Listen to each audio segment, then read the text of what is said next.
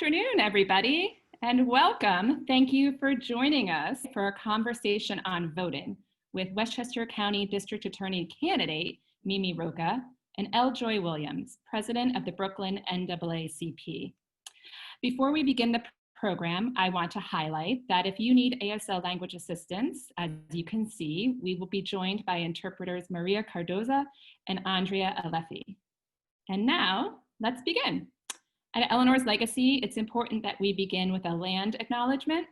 I'd like to acknowledge that Eleanor's Legacy is situated on the traditional, ancestral, unceded territory of the Lenape people. I would also like to acknowledge that you are joining us today from many places, near and far, and we acknowledge the traditional caretakers of those lands. And I acknowledge the over 32,000 New Yorkers, our neighbors, who have died during the pandemic so far. If you have lost a friend, a family member, or a loved one, our condolences to you. And may we all be well, and please stay vigilant. I want to thank everyone who's joined the Uprising for Social Justice since the spring, making the choice during a pandemic to take action to wake people up and bring the big structural change to make Black Lives Matter in our city and state. And as I said last week on our Zoom with Senator Gillibrand, we are living through an emergency. And the thing about an emergency is trust has been broken, truth is uncertain, and there is no leadership, at least in the White House. And into that void seeps doubt and conspiracy and uncertainty. Our mission today is to make sure we as New York voters have the complete and accurate information on where to vote, how to vote, and when to vote. And to understand the long history and context of voter suppression that has so often defined our American democracy, even here in New York State.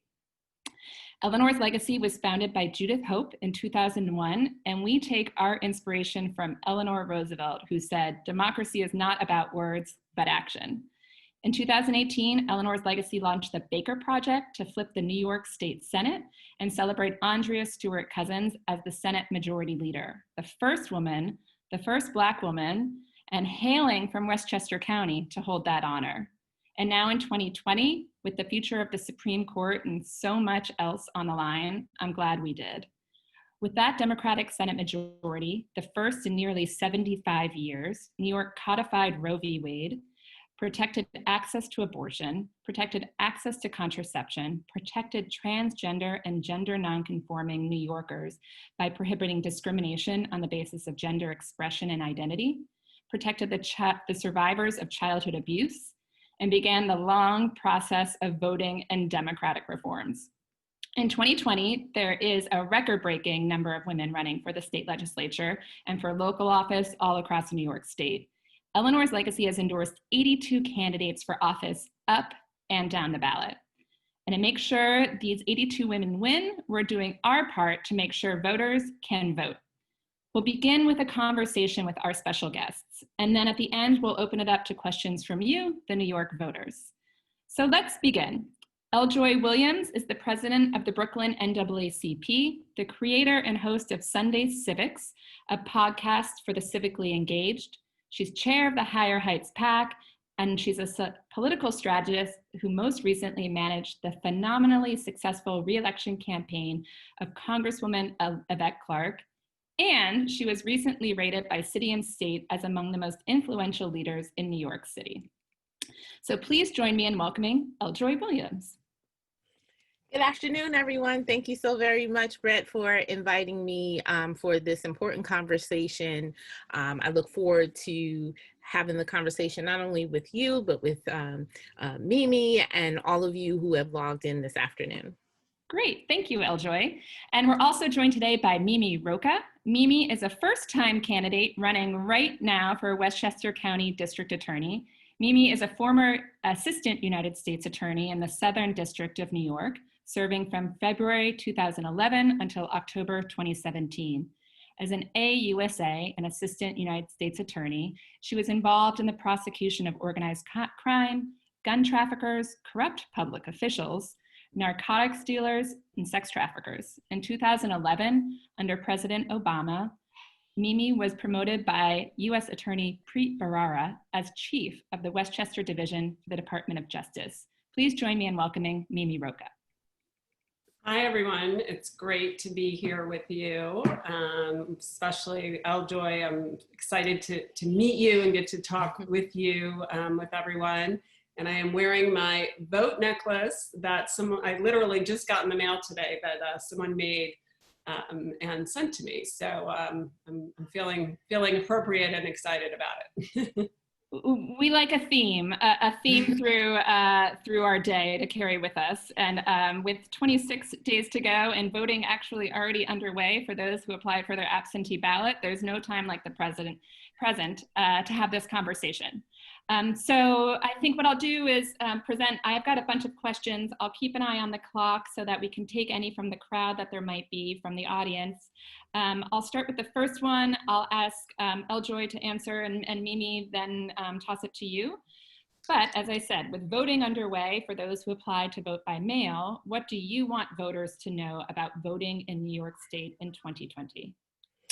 Well, I want them to know a lot, but I'm going to try to condense this. I want you to know that those of you who are voting by absentee or voting by mail, but particularly those of you who are planning to vote early, that there were a number of advocates, including the NAACP, Common Cause, ACLU, and others, who have been fighting for decades to beat back New York State's draconian election laws.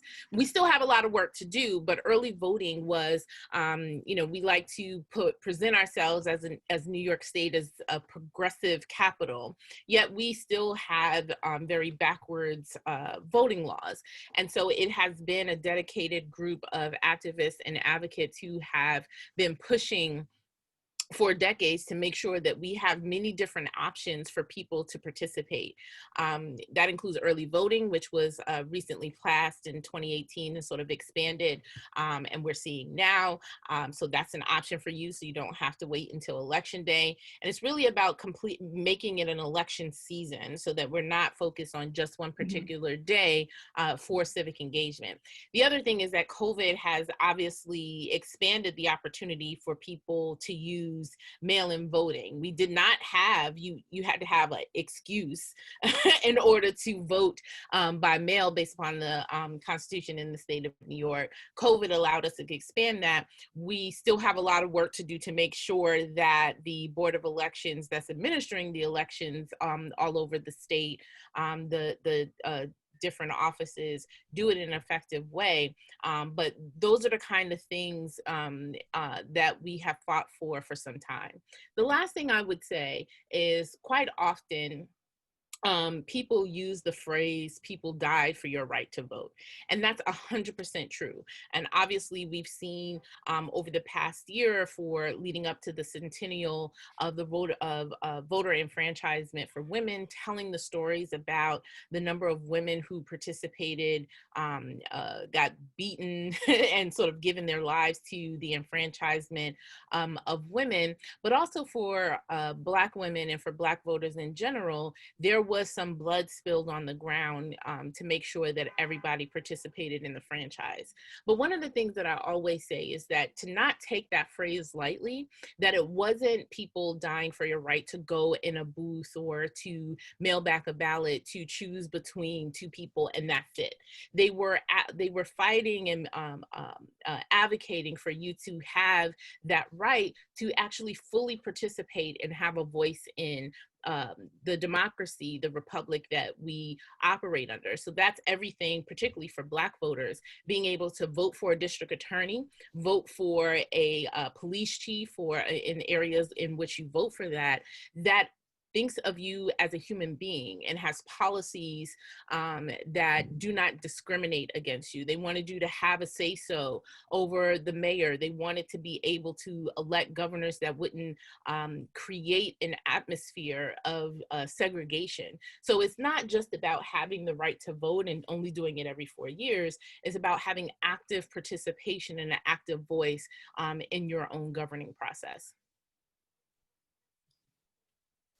And Mimi, for your perspective, I think I'd be curious to hear, because you're a first-time candidate, you're seeing it now, you've participated as a voter, and now you're seeing it from the angle of getting people to the polls, and building off of what L. Joy just said about it's not just going to the poll, but it's the democratic process itself, the foundation of our democracy.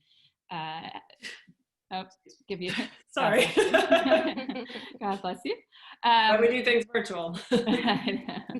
Exactly.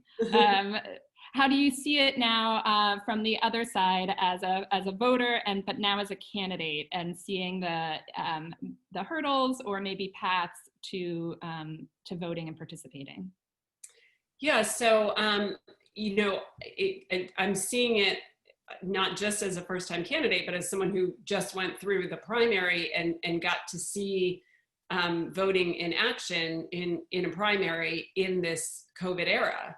And, you know, we've heard a lot in the media about problems, and there were problems, and those should not be dismissed or underplayed. And here in Westchester, you know, we've been going through, not myself, but like the board of elections has been going through some reflection and review to figure out what some of those problems were and how to prevent them. But I actually think the overall takeaway should be that it worked, right? That democracy was really able to function. And this was back in June, when COVID was so much more of a day-to-day threat, and not downplaying it at all, but just obviously the infection rates were much higher.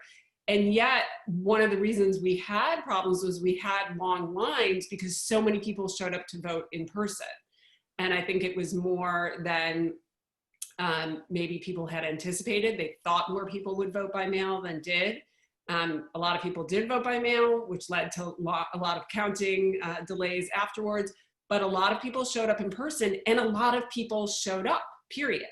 Like, voter participation and turnout was enormous, you know, in our primary. And I think we're already seeing that around the country now.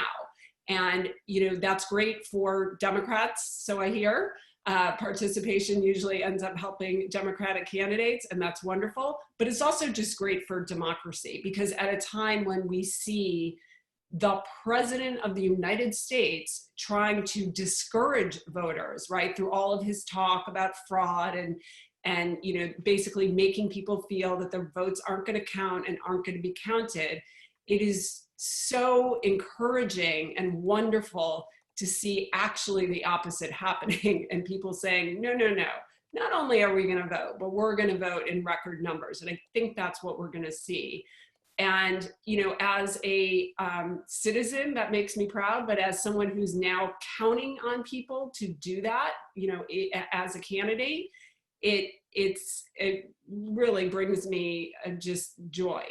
And in addition to pride and faith, you know, right now we need ways to restore our faith in our democracy. And I think seeing people voting is actually the best way to do that. And, you know, I just want to remind people that when they do go to vote, and, you know, there likely will be long lines, they're entitled to vote if they're in line by the time the polls close. So polls close at 9 p.m., you know, they shouldn't leave. They should stay in line. I mean, here, again, during the primary, there were people in line until 11 p.m. It's not fun, but I was walking around talking to people, and they were happy to do it. It felt like almost a victory to you know, be able to stay in line and do that. So I don't want people to think that just because the polls close, they have to go home.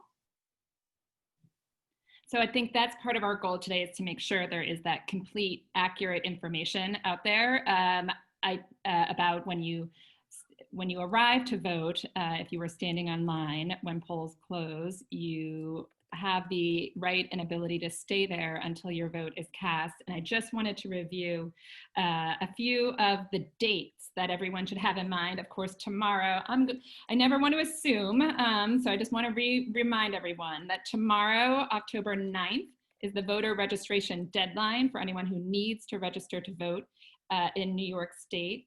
I also want to make a plug for, I believe it's October 14th, is the change of address deadline for anyone who finds themselves in a new residence in a new location across New York State, perhaps a new resident of the Hudson Valley, Westchester, or Long Island. That is the date for changing your registration to be able to vote in the location where you now live in New York State. And early voting begins on October 24th. I received from our friends at the New York City Board of Elections my friendly reminder in the mail about early voting and my reminder of where my early voting poll site is. And so keep those dates in mind as well. And then October 27th is the last day to request an absentee ballot. But as L-Joy said, voting is a season now. It's not just one day. It's the election and voting season that we are in. And we hope that all of you avail yourselves of the 3 ways to vote early by mail, to vote early in person, or to vote in person on November 3rd, which a lot of people are sort of seeing as the last chance, actually, to go vote. Mimi, I wanted to ask you from a bigger perspective. There's been some headlines about the Department of Justice and its role in administering our democracy. As L-Joy said, when we go vote, it's not just one action. We're participating in the fundamentals and foundation of our democratic system. And there seem to be some changes at the Department of Justice in terms of the approach it takes regarding voting and election season.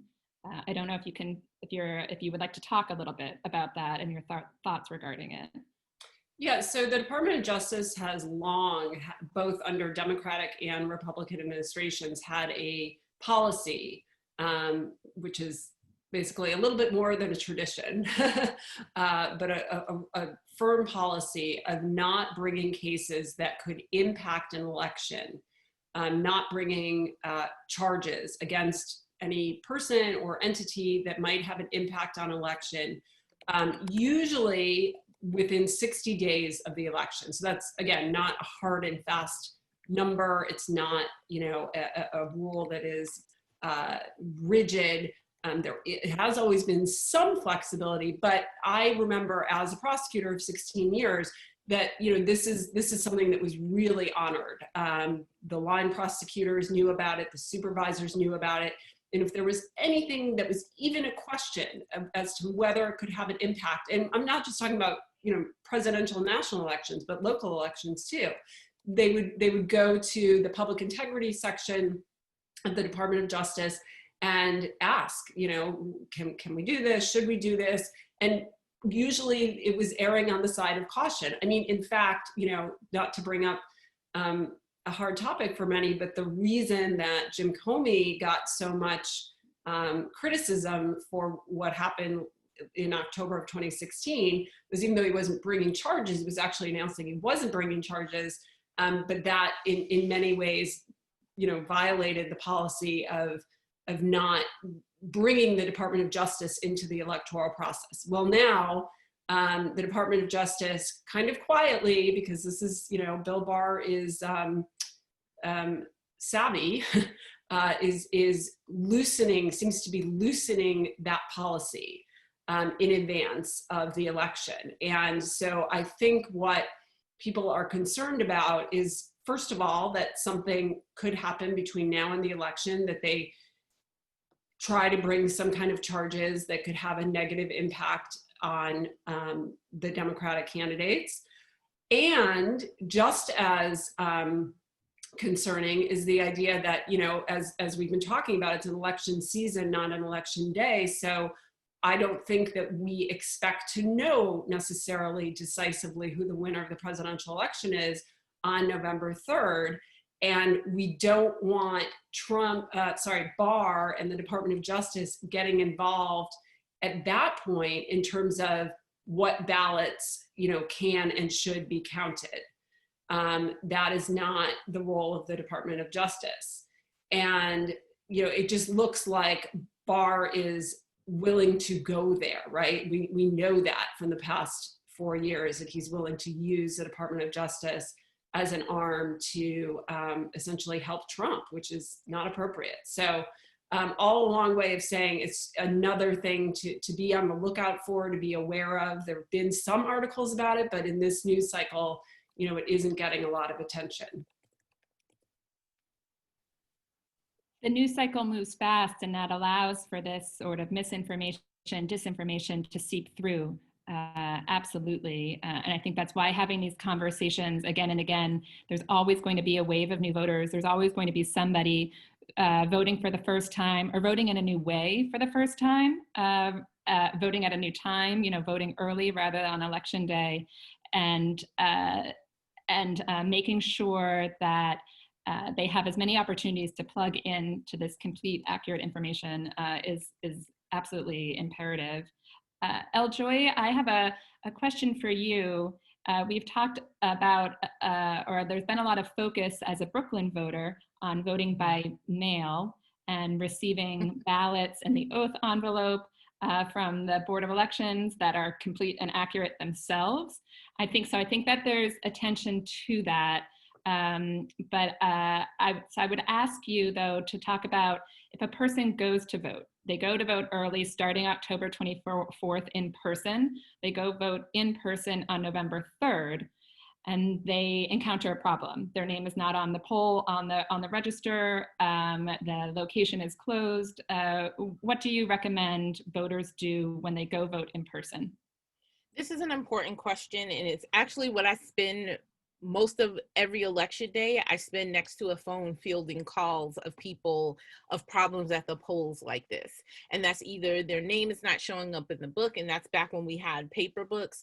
We now in New York State have electronic poll books, and it's supposed to include every registered voter, because remember in New York, we do have a difference of an active voter of an inactive voter. So that means if you have not voted for a number of elections, you are never unregistered to vote, right? So you're still registered to vote. However, the Board of Election thinks, well, they don't show up on a regular, consistent basis. And the argument back when we had paper books is we can't possibly print, you know, a list of everyone who's registered. That's supposed to be fixed by the electronic poll books, where you do have access that way. But sometimes that doesn't happen.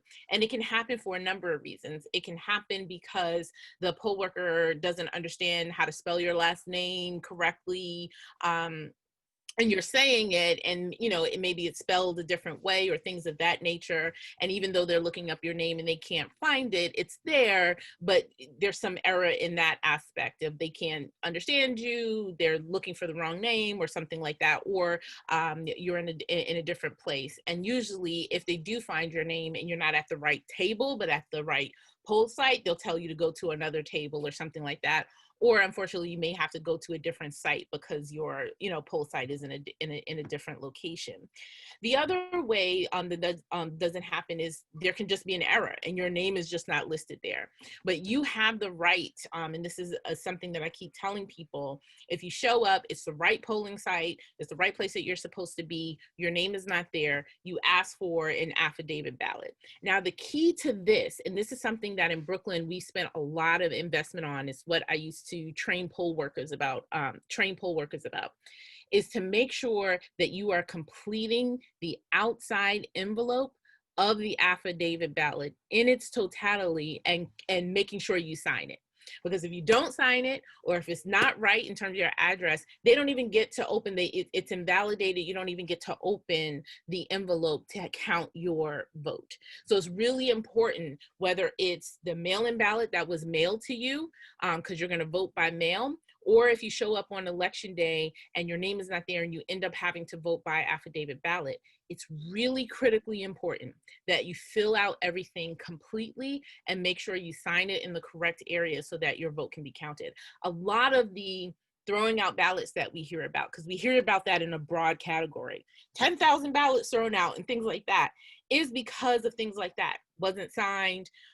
Maybe you said your address is 147 Prince, and it's actually 147 Prince Street, apartment 62, right? So like all of those things is really important that you pay attention to the directions and make sure you do. The other piece I would say, Brett, is The start of early vote, October 24th and 25th, is very special to me because that's my birthday weekend. October 25th is my birthday. And what's interesting is that majority of the time of an election year, whether it's a presidential or midterm, I'm usually not in New York. I'm usually in a battleground state somewhere doing something for a campaign or for a candidate. But now I get to be home and do early vote, which I spent a lot of my career advocating for. And so I'm really excited, and I'm doing birthday vote parties at early vote sites all throughout Brooklyn just to come up and keep people encouraged as they're in line to vote for early vote weekend. But I say all of that to say that it's really important, particularly if to make sure that your vote is counted, that whether you're voting by mail, voting early on election day, that you read and pay attention to where you are supposed to mark things, where you're supposed to sign it, and complete all of the information as possible. We did have a question come up, but before I get to that question, I will definitely celebrate L. Joy Williams' birthday by voting early on October 24th. I vote at the St. John Rec Center in Crown Heights. I will be there. If you miss voting in celebration of L. Joy Williams' birthday on the October 24th, 25th weekend, I'm a big advocate for voting on Halloween. Go dressed as your favorite President Clinton. Choose your favorite President Clinton. Go dressed as them with your mask, and we can go vote on Halloween. But that brings me to the question that was in the chat, and this is first for you, L. Joy, because you are a strategist. There are people, especially in Brooklyn, who feel impacted by the absentee ballot snafu, and but yet at the same time, some of us are living in neighborhoods with, as Mimi referenced, increasing rates of COVID positivity, and so that is on the horizon. What do you recommend a person do when they're trying to decide? Do I trust and wait for my replacement absentee ballot and trust the mail? Do I go vote in person on October 24th?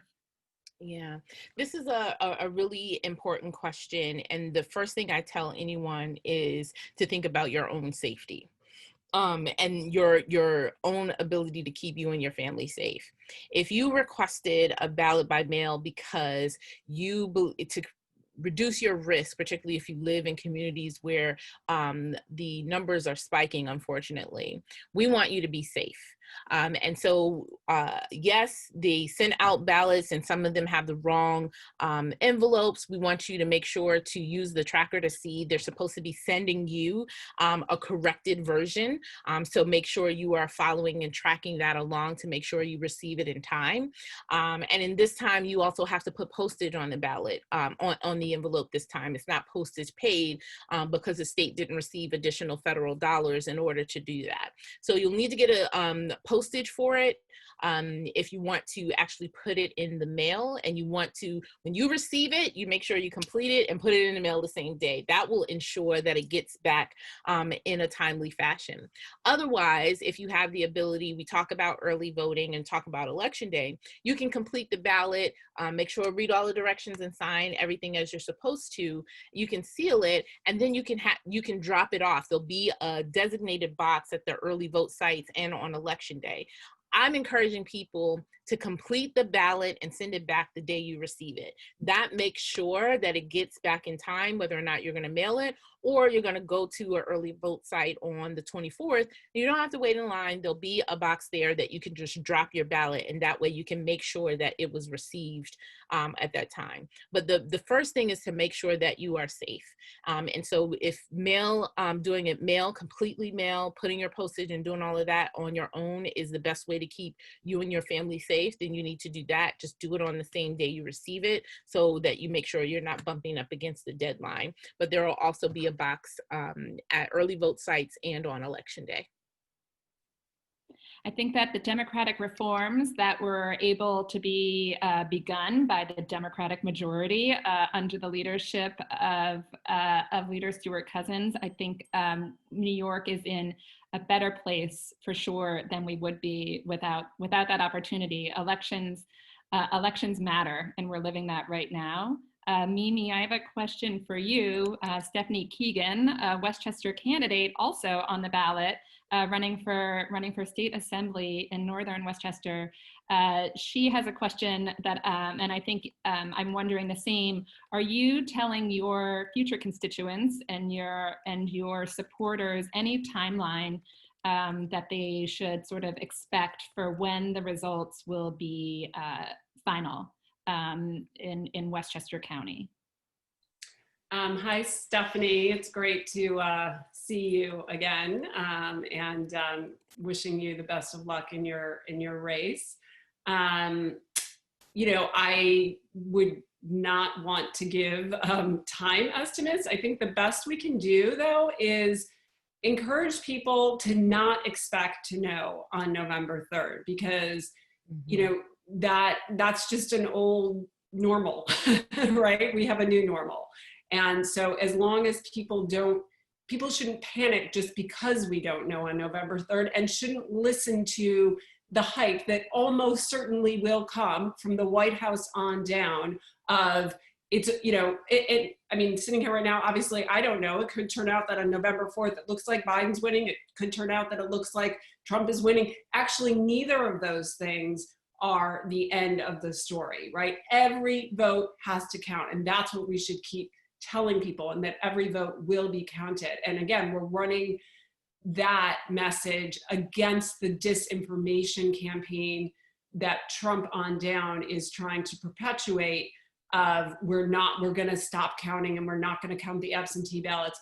Do I encourage and hope that more people, you know, who are comfortable will vote in person? Early voting would be a great option because there'll be fewer lines and less crowded. But people who don't feel comfortable shouldn't feel like they have to go to vote in person. And so I think the best we can do, instead of giving artificial timelines, is say, like in our primary, you know, look, it was clear the day after my primary night, I think, that I had won, but we didn't declare victory because that would not have been appropriate. New York, they wait 7 days until the absentee ballots are due to even start counting. And then it takes time to count. So it's not going to be clear November 4th, probably November 5th.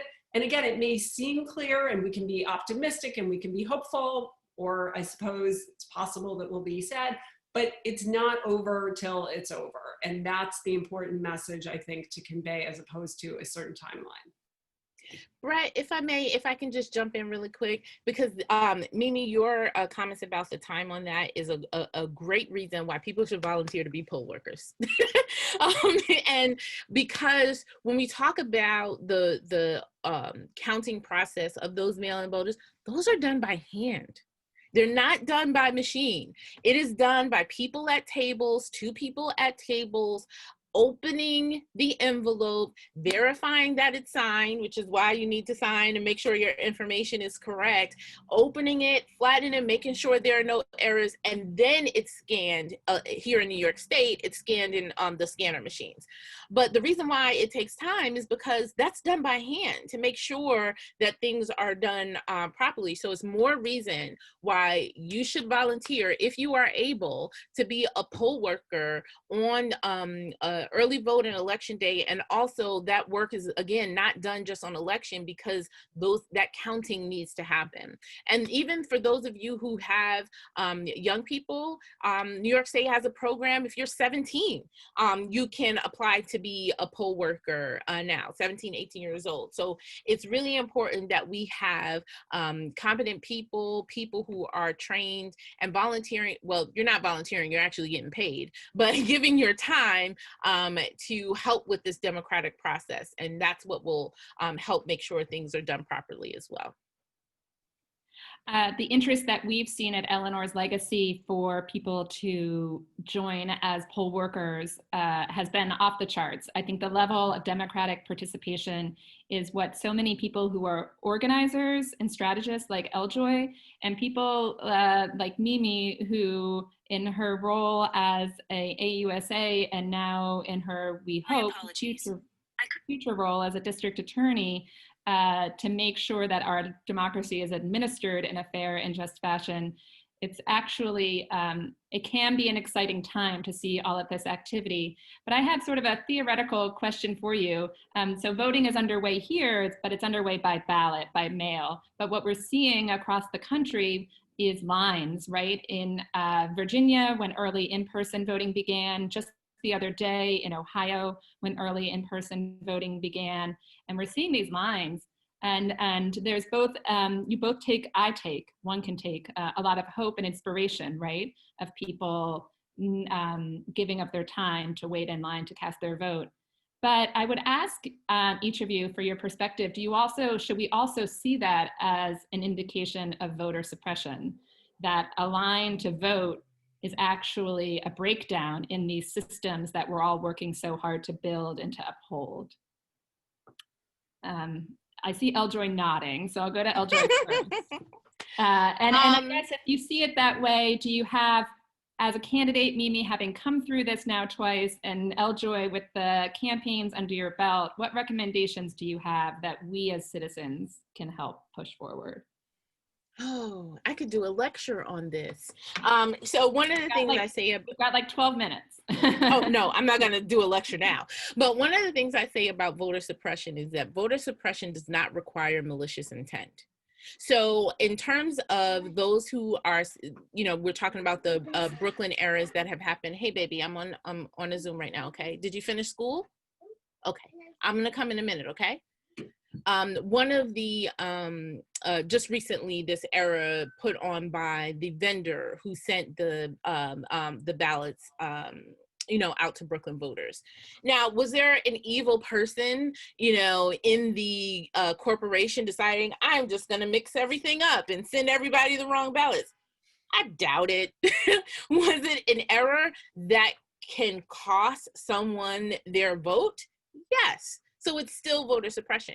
You changing polling locations less than a month before the election, you not having enough, if you know that this particular poll site usually has a long line, but I'm still going to put the same amount of, vote staff there and machines there. Like all of those things contribute to voter suppression. And it does not require somebody from the Klan or a racist white man, making sure that people don't vote in order for that to happen. So that's one thing we have to change in our mindset, that malicious intent is not required for that voter suppression. Just not having draconian laws like New York State has had for some time is a contributor to voter suppression, because you are reducing the likelihood or reducing the opportunity for someone to vote.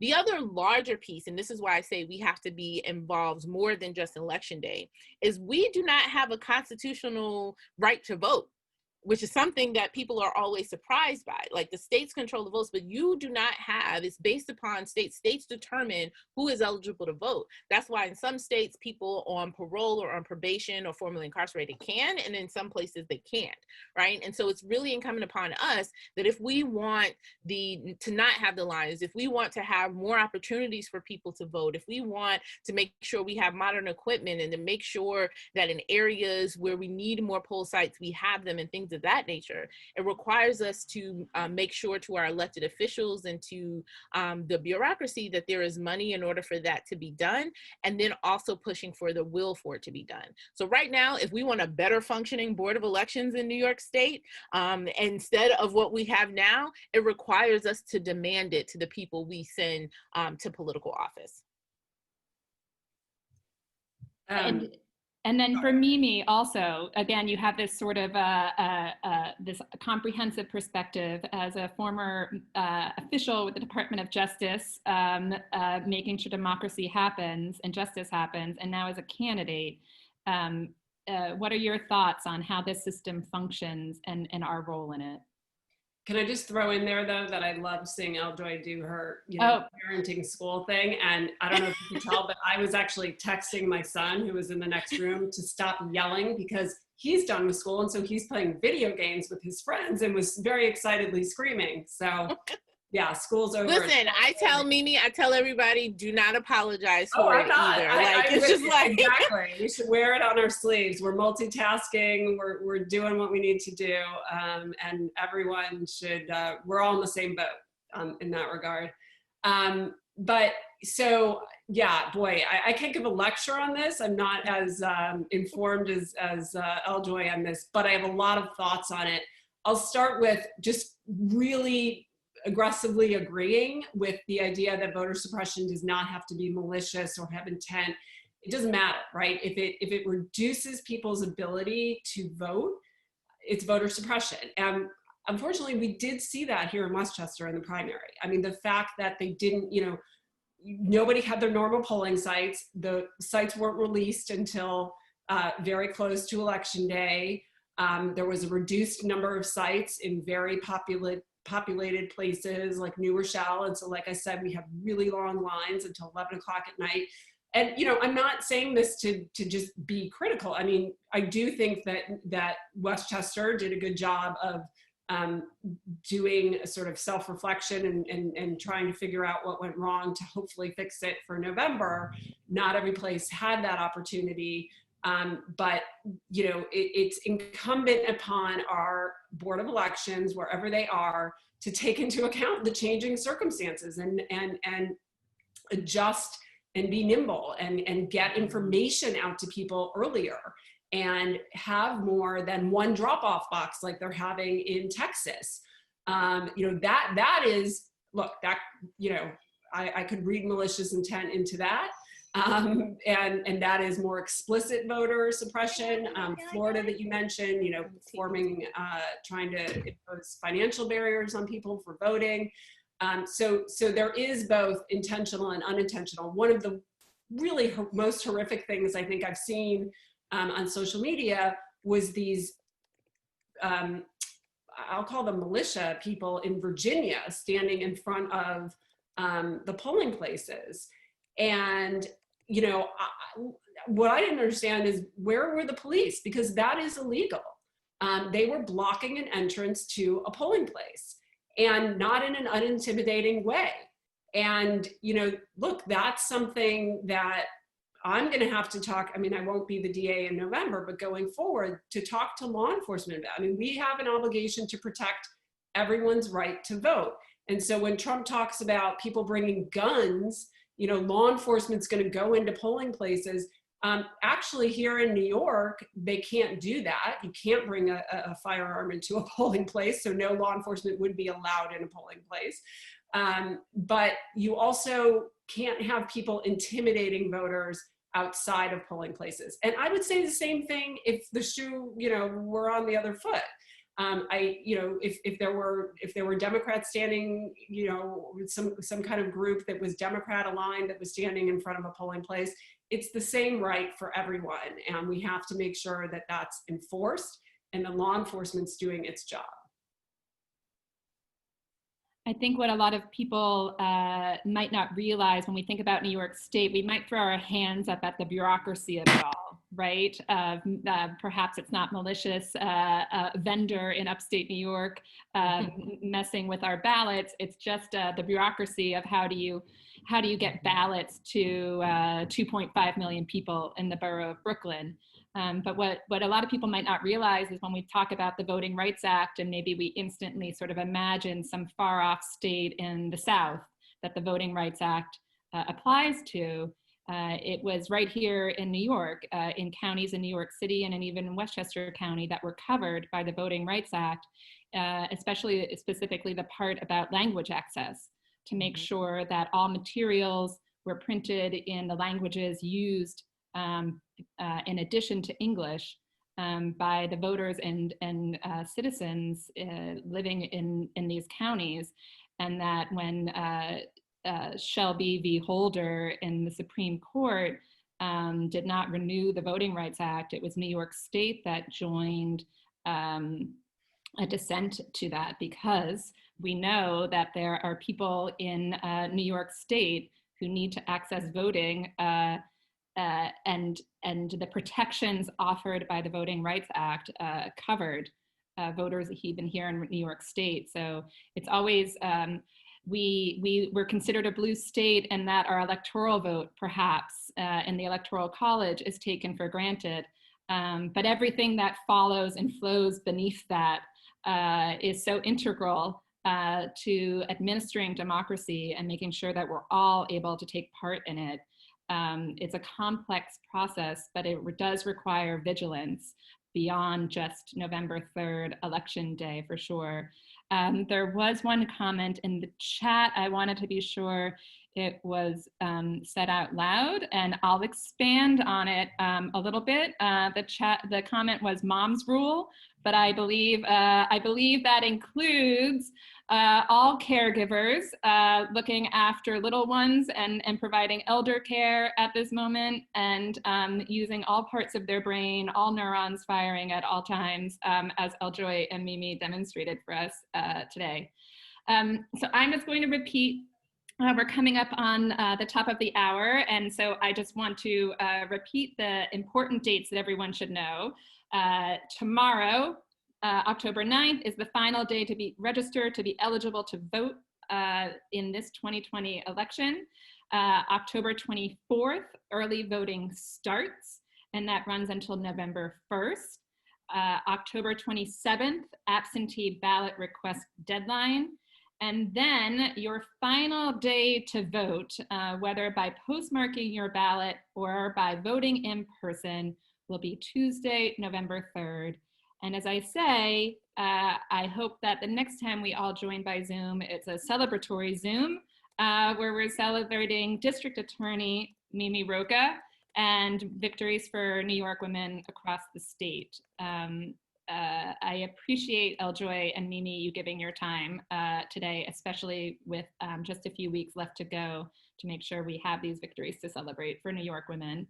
And thank you everybody for joining us. Do you have any final remarks, calls to action for the voters that are listening to us today, Eljoy or Mimi? Well, you know, I'm a civics teacher, and so just your last particular point, talking about the Voting Rights Act, and particularly the city and other counties in the state of New York that were covered under that. So to make the overall connection, right? So we're, as Julia, I think, mentioned in the chat about the problem of Brooklyn ballots.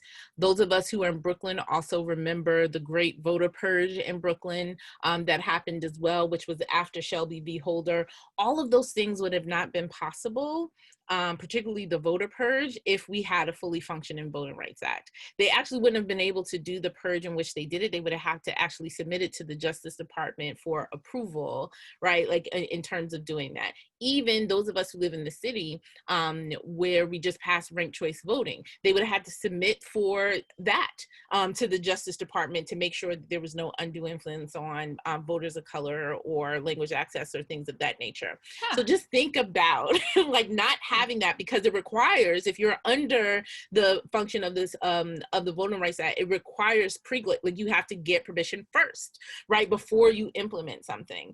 And so just think about like that connection of it as well.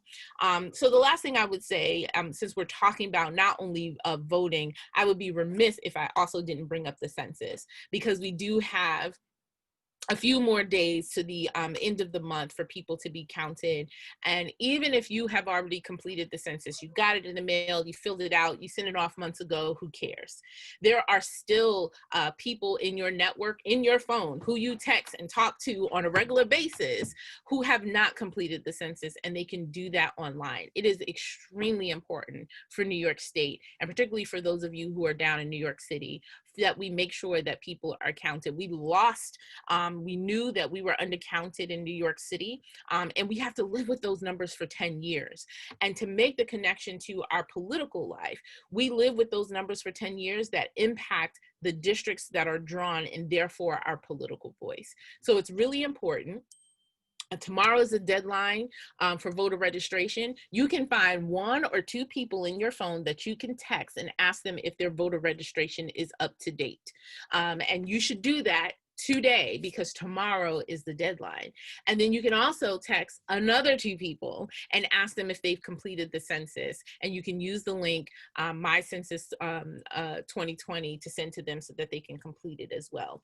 That is a part of our civic responsibility, to participate in those things. And it's directly, both of those things are directly connected to our political voice and our ability to get things done for our families and our community. Absolutely. As we say, politics never stops. There's always a way to participate. There's always a deadline approaching that requires participation, so that the next deadline, more of us are able to be engaged in as citizens. And Mimi, any final calls to action or reminders or responsibilities for the voters listening today?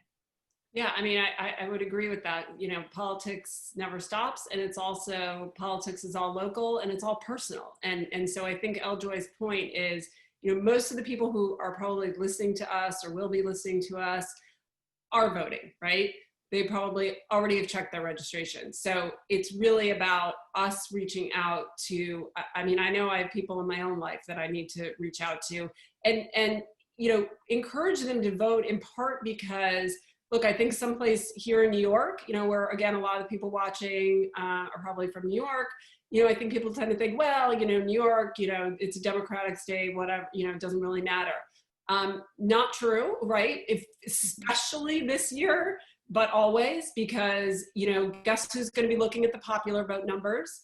And we need, you know, we need to express our voice. And every election, right? This isn't just about the presidential election, though it is obviously probably, as you know, without hyperbole, saying the most important election of our lifetimes.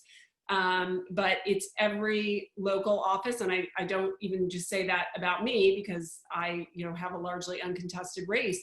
But so much of what people are upset about and care about in their lives is actually impacted by every local election, just as much, if not more, than the presidential. And so, you know, don't just go in and check off the box for the presidential election. Make sure you vote for every open seat, you know, along your beliefs, because, you know, often I think people just leave those blank, even if they do take the time to register and vote. And don't leave those blanks. Educate yourself now before you go in about whatever other local races are going on down ballot. They're just as important, if not more in some ways, in your everyday life. As we like to say, vote up the ballot. Start at the bottom and work your way to the top. You will not forget to vote for Joe Biden and Kamala Harris, no doubt. That's what you're there to do. So start at the bottom and work your way up the top. And I'll say it, you were being diplomatic, Mimi. You're running for a countywide office, but I have one job, and that is to recruit, train, and elect pro-choice Democratic women. So when you see a pro-choice Democratic woman, perhaps like Stephanie Keegan, running for assembly on your ballot, vote for her. And start at the bottom and end at the top. And we'll have that stronger democracy that truly reflects all of us, works for all of us, and speaks for all of us. So I want to thank you all. We are recording this, as Mimi referenced, and we're going to put this together and put this out there so that everyone, as I say, has that complete, accurate information on where to vote, how to vote, when to vote, and to think of themselves not just as voters, but as citizens in an ongoing process to make this a better, stronger democracy. Mimi, thank you for running in a most unusual election year. And Eljoy, thank you for all the work that you do for the women of Central Brooklyn, especially, and for wowing people with the results that you were able to build and create for Congresswoman Clark. It was tremendous. So thank you, and have a good afternoon, everybody. And when we Zoom again, it'll be for a celebration. Head toss, check my nails. Baby, how you feeling? Head toss, check my nails. Baby, how you feeling?